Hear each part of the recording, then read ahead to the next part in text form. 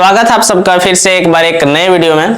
और आज का वीडियो जो होने वाला है कुछ अलग प्रकार का है। आज का जो टॉपिक है वो थोड़ा सा हट के है। शायद आपको ये कॉमेडी के जैसा भी लग सकता है और अगर आप गौर से सोचेंगे तो शायद आपको ये भी एहसास होगा कि शायद आज के दौर के लिए ये भी बहुत जरूरी है। हम बात करने जा रहे हैं आज के उस दौर के बारे में जो आज के समाज में चल रही है, आज की पीढ़ी में जो ये आम बात हो चुकी है। हम बात करने जा रहे हैं उस पति पत्नी के रिश्ते के बारे में। हम बात करने जा रहे हैं उस नवविवाहित जोड़े के बारे में जो आज के समय में शादी जो है वो एक कच्चा डोर के जैसा है। पहले के जैसा ये नहीं रह गया है कि अब ये पक्का डोर होता है, 7 जन्म में एक साथ रहने की कस्में खाई जाती है।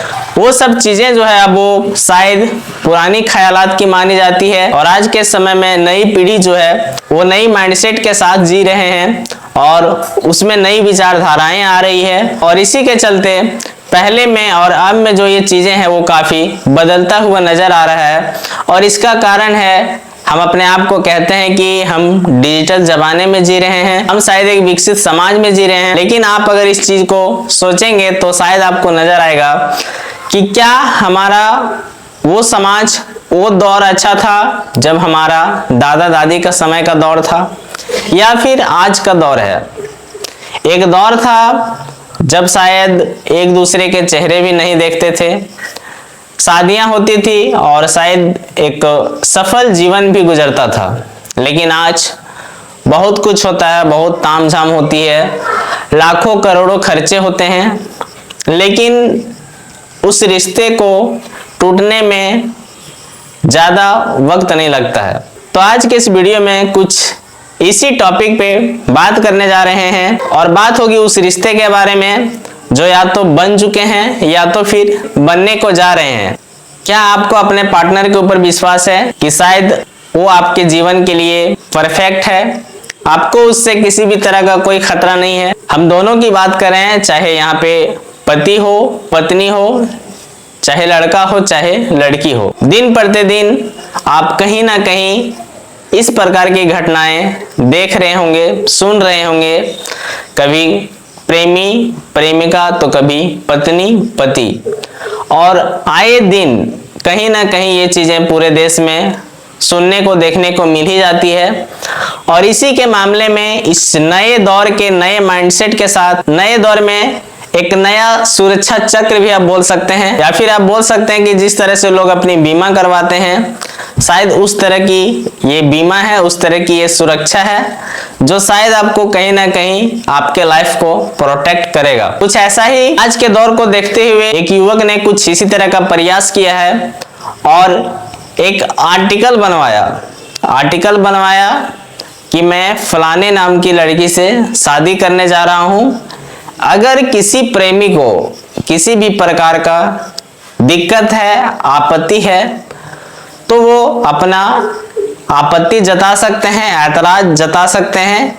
एक समय सीमा निर्धारित है कि 1 महीने के अंदर अगर कोई आपत्ति जताती है तो फिर मैं ये शादी जो है वो कैंसिल कर दूंगा। ये मामला जो है वो इंदौर का ही मामला है। हालांकि जो पिछली घटना घटी है राजा रघुवंशी का, वो भी इंदौर का ही था और ये भी मामला जो है वो इंदौर का है। इंदौर का ही युवक ने कुछ अलग करने का प्रयास किया है और शायद इस विचारधारा को वो समाज के दूसरे वर्गों तक भी पहुंचाना चाहता है ताकि इससे कुछ लोगों का भलाई हो जाए। हालांकि आप पूर्ण रूप से सुरक्षा की बात नहीं कर सकते हैं, लेकिन इससे कुछ लोगों का तो फायदा जरूर हो सकता है। मामला क्या है कि एक लड़का जिसका विवाह तय होता है और इस चीज को वो समाज के सामने, लोगों के सामने, दोस्तों के सामने या फिर सोशल मीडिया में बाकायदा एक पोस्ट करता है, एक आर्टिकल बनवाता है कि मैं फलाने लड़की से शादी करने जा रहा हूं।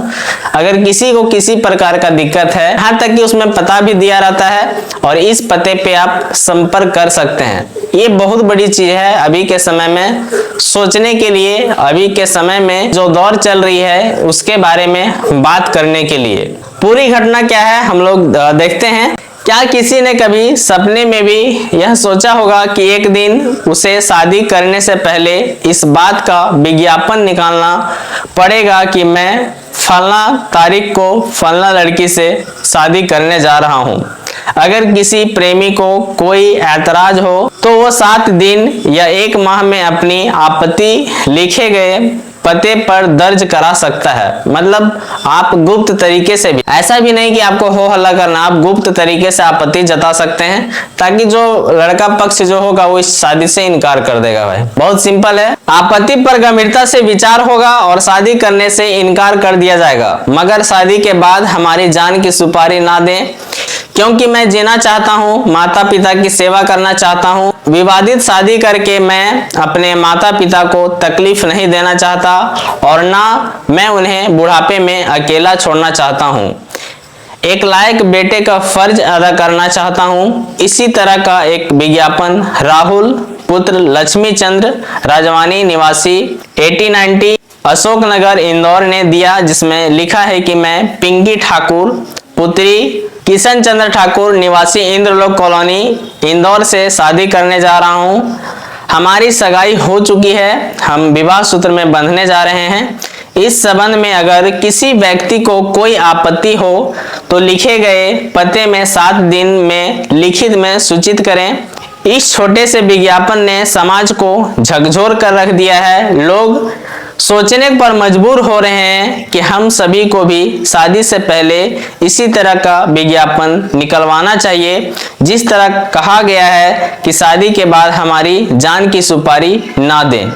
हालांकि इसकी शुरुआत अब हो चुकी है और यह थमने वाला नहीं है। अब तो शादी का विज्ञापन कम और शादी से पहले वाला विज्ञापन अधिक निकलेगा। आने वाले दिनों में इसी तरह का विज्ञापन लड़की पक्ष की ओर से भी निकाला जा सकता है, क्योंकि सिर्फ पत्नियां ही नहीं अपने पति की सुपारी दे रही है, पति भी दे रहे हैं। कहने का मतलब अब शादियां बहुत ही देखभाल कर होने लगेगी। लड़के और लड़कियों के बारे में उतनी छानबीन होगी जितना शादी तलाश में ना हुआ होगा। लड़की देखते समय अब कोई लड़का यह नहीं पूछेगा कि खाना बनाना आता है कि नहीं, कौन कौन सी हॉबी है। अब तो लड़के यह पूछने लगे हैं कि कोई प्रेमी तो नहीं है, हो तो बता दो, शादी से मना कर दूंगा।